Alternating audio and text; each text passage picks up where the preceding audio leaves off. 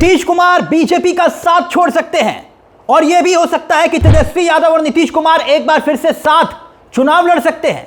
और यह बातें सिर्फ हवा हवाई नहीं हो रही है दोस्तों, यह एक फॉर्मूला, जी हां, एक फॉर्मूला बताया जा रहा है कि बन चुका है। और यह फॉर्मूला क्या है, यह फॉर्मूला भी देखिए। और ये कोई बातें हवा हवाई नहीं है, जमीन पर क्या हो रहा है एक एक खबर हम आपको बताएंगे, लेकिन पहले जरा यह फॉर्मूला देखिए। यह फॉर्मूला 111 सीट पर तेजस्वी, 111 सीट पर नीतीश कुमार और 21 सीटें लेफ्ट को। यह एक गठबंधन का नया फॉर्मूला बताया जा रहा है।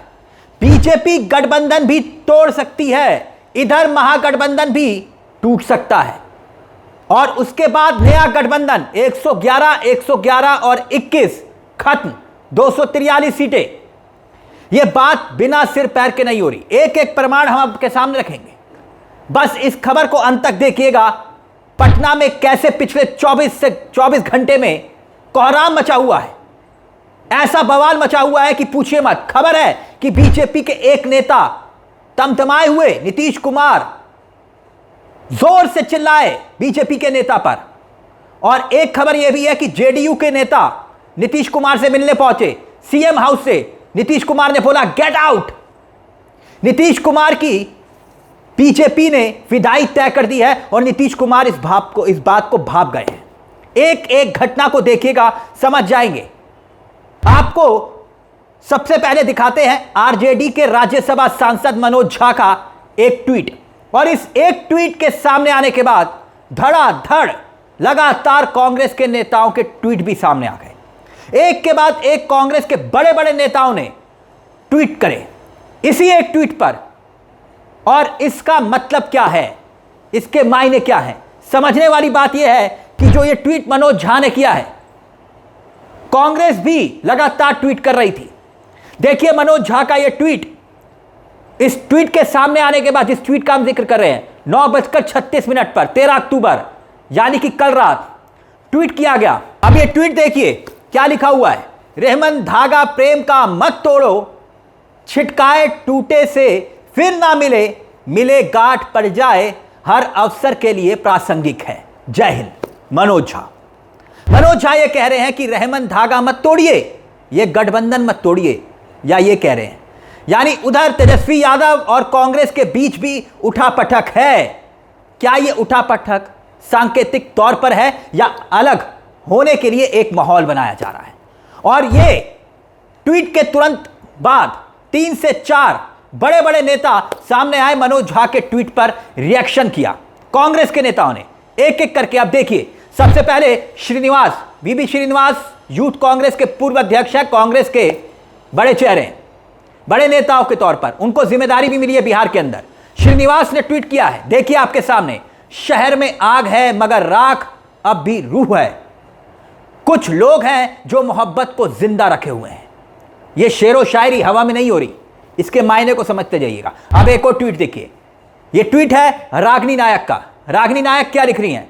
रागिनी नायक को देखिए, उन्होंने भी लिखा, मनोज झा के ट्वीट पर ही लिखा, खुसरो दरिया प्रेम का उल्टी बाकी धार, जो उतरो सो डूब गया, जो डूब गया सो पार, गठबंधन को हराने के लिए प्रासंगिक। जय हिंद। रागिनी नायक वो भी कांग्रेस की प्रवक्ता है और मजबूत चेहरा है। लेकिन अब देखिए एक बहुत जबरदस्त ट्वीट है और शब्दों को समझिएगा बस। राज्यसभा के सांसद है इमरान प्रतापगढ़ी। मैंने कहा ना, एक के बाद एक घटनाएं घटी हैं, कितनी तेजी से देखिए। इमरान प्रतापगढ़ी, कौन नहीं जानता इनको, बहुत शानदार वक्ता है, सांसद है। पानी आंख में भर लाया जा सकता है, अभी भी जलता शहर बचाया जा सकता है। यह इमरान प्रतापगढ़ी लिख रहे हैं 10:38 पर।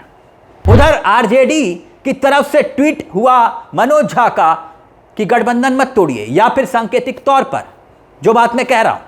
और उधर से 1 घंटे के भीतर लगातार कांग्रेस के तमाम नेताओं के ट्वीट आ गए। इमरान प्रतापगढ़ी, पानी आंख से भरकर लाया जा सकता है, अभी भी जलता शहर बचाया जा सकता है। तो क्या वाकई में सब कुछ सामान्य है? अब देखिए नीतीश कुमार की नाराजगी की खबरें, किस तरह से नाराजगी सामने आई। एक पत्रकार हैं ऋषि शंकर मिश्रा। ऋषि शंकर मिश्रा मैं बहुत लंबे अरसे से जानता हूं इनको, बहुत अच्छे पत्रकार हैं, मेरे पुराने साथी भी हैं, बिहार के बहुत अनुभवी व्यक्ति हैं। इन्होंने लिखा देखिए आपकी स्क्रीन पर इन्होंने क्या लिखा है। लिखा है कि जेडीयू के एक बड़े नेता को नीतीश कुमार ने डांट लगाई है। सीट बंटवारे से नाराज थे नीतीश और वो नेता मिथिला से आते हैं। नीतीश कुमार नाराज हैं। नीतीश कुमार कह रहे हैं भैया हमें तो निकाल कर आपने फेंक दिया, किनारे कर दिया, बीजेपी को समझा रहे हैं। और बड़ी बात ये देखिए आप कि एक तस्वीर निकलकर सामने आई है और ये तस्वीर भी, इस पर गौर फरमाइएगा। यहां पर जेडीयू की तरफ से सिंबल बांटे जा रहे हैं, इस तस्वीर में आप देख रहे होंगे। और सिंबल जानते हैं कौन बांट रहा है? लल्लन सिंह नहीं, लल्लन सराफा सिंबल बांट रहे हैं। और यहां पर प्रदेश के अध्यक्ष संजय झा वो भी टिकट नहीं बांट रहे, सिंबल नहीं बांट रहे, सिंबल बांट रहे हैं लल्लन सराफ। नीतीश कुमार के करीबी हैं। तो क्या ये सब कुछ सामान्य हो रहा है? नीतीश कुमार खुद टिकट नहीं बांट रहे, सिंबल नहीं बांट रहे, वो दूर है। आप समझ रहे हैं इसके मायने? लल्लन सिंह सिंबल बांटते तो समझ में आता, संजय टिकट बांटते तो समझ में आता, लेकिन नीतीश कुमार किनको भेज रहे हैं टिकट बांटने के लिए? संजय झा और लल्लन सिंह क्या वाकई में किनारे कर दिए गए हैं? क्योंकि इनके लिए कहा जा रहा है कि ये तो बीजेपी की गोद में बैठ गए हैं। इसके बाद में एक और पत्रकार है, उनकी प्रतिक्रिया भी आपके सामने रखना चाहूंगा। मनोज कुमार, इन्होंने भी काफी लंबा एक ट्वीट लिखा है। देखिए दोस्तों आपकी स्क्रीन पर है। नीतीश कुमार की नाराजगी की खबरें हैं। सीट बंटवारे पर अपनी सिटिंग सीट लोजपा को दिए जाने से वो नाराज हैं। इस नाराजगी के बीच में सूत्र बता रहे हैं कि सीएम हाउस में आज उन्हें काफी गुस्से में देखा गया। पार्टी के सीनियर लीडर्स और बीजेपी के सीनियर लीडर को उन्हें काफी बुरा भला कहा गया, बताया जा रहा। देख लीजिए आपके सामने है। और ये अंदर की खबरें हैं, जिसके बाद में खबर लिखा है, आगे लिखा हुआ है, जिसके बाद में उन्होंने सिंबल देने की बात कही। बीजेपी जेडीयू की मीटिंग हुई, लोजपा की दी गई सीट उन्हें वापस लेने की बात पर। बावजूद एक खबर सोशल मीडिया पर है कि नीतीश कुमार आरजेडी के साथ जा सकते हैं, इस तरह की खबरें छप रही हैं। कांग्रेस अलग हो सकती है, कुछ अलायंस, नया अलायंस बन सकता है, इस तरह की कई पॉलिटिकल गॉसिप्स हैं। ऐसे में इस खबर के सामने आने के बाद सवाल खड़े हो रहे हैं, इसमें सच्चाई क्या है? सच्चाई नहीं है, हम उस पर नहीं जा रहे हैं, लेकिन खबरें उड़ रही हैं, यह सच है। यानी एक के बाद एक तमाम खबरें ये बता रही हैं, जो सामने आ रही हैं कि कुछ ना कुछ तो हो रहा है। और हमें भी ये यकीन नहीं हो पा रहा था कि इतनी तेजी से सियासी घटनाक्रम महज 24 घंटे में बहुत कुछ बदलेगा।